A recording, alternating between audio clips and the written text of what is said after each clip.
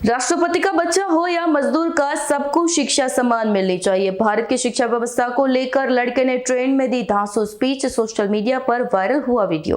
रूप से मिलनी चाहिए, क्योंकि एक बार को आप सोचिए, आखिर उस बच्चे की गलती क्या होती है जो एक गरीब घर में पैदा होता है और उसको बेहतर शिक्षा से वंचित होना पड़ता है। शिक्षा के सामने एक पैसे की दीवार खड़ी है, जो जितनी ऊंची दीवार लांघ सकता है, जो जितना अधिक पैसा शिक्षा पे खर्च कर सकता है, वो उतनी बेहतर शिक्षा पा सकता है।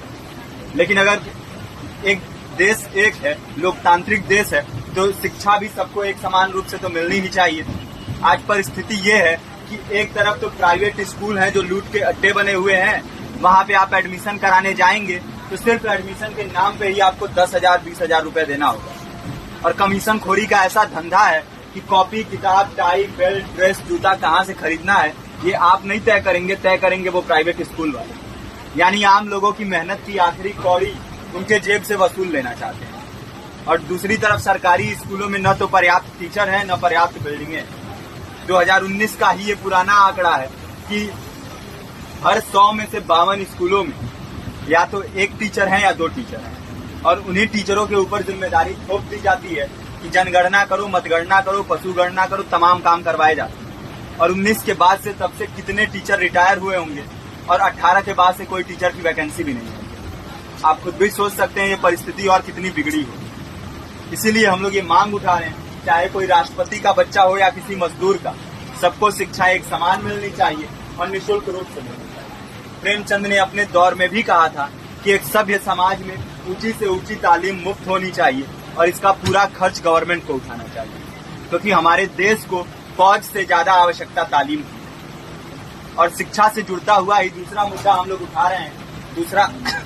दूसरा मुद्दा है रोजगार का। रोजगार की परिस्थिति ये है कि आज सरकारी सेक्टर हो या प्राइवेट, सब कुछ ठेका संविदा के हवाले किया जा रहा है। परमानेंट नौकरियां लगातार घटाई जा रही है। इसी रेलवे में 1995 के आसपास लगभग 18.5 लाख कर्मचारी काम करते थे, लेकिन आज उनकी संख्या 12 लाख है। आप खुद भी सोच सकते हैं कितने बड़े पैमाने पे परमानेंट पदों को घटाया जा रहा है। और आज आलम ये है, एक तरफ लाखों पद खाली पड़े हैं, फिर भी कोई वैकेंसी नहीं निकलती। जो वैकेंसियां निकलती हैं उनमें भ्रष्टाचार होता है, पेपर लीक हो जाते हैं। RO, UP police, BPSC, SSC, CGL, ऐसे तमाम पेपर लीक हो चुके हैं, आप लोग भी जानते ही। अभी नीट की धांधली में ये पता चला कि एक एक पेपर 30 लाख से 50-50 लाख रुपए में बेचा गया। हम और आप तो ये पैसा नहीं दे सकते। पूरी की पूरी कारस्तानी सरकार, प्रशासन, शिक्षा माफियाओं की होती है। और भुगतता कौन है? आम घरों के लोग, जो लोग सालों साल तैयारी करते हैं, दिन भर में 10-10 घंटे, 12-12 घंटे पढ़ते हैं। और इतनी कड़ी मेहनत के बाद, सालों साल की मेहनत के बाद उनके हाथ लगती है तो सिर्फ हताशा, निराशा, अवसाद।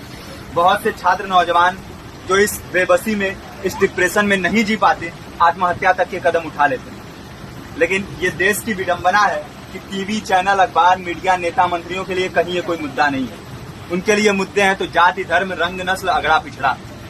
आज जब पूरी परिस्थिति इतनी भयावह है तो ये जरूरी है कि लोगों के बीच में जाया जाए, लोगों को संगठित किया जाए और एकजुट किया जाए। क्योंकि आज अगर अपने मुद्दों पर बोलेंगे नहीं तो कल को ये परिस्थिति और बिगड़ेगी। हो सकता है ले दे के अपनी जिंदगी तो हम लोग काट ले जाएंगे, लेकिन आने वाली पीढ़ियों को क्या भविष्य देके जाएंगे, ये भी सोचने वाली बात है। અમારી તમામ માહિતીથી અપડેટ રહેવા માટે જોડાયેલા રહો S9 ન્યૂઝ સાથે।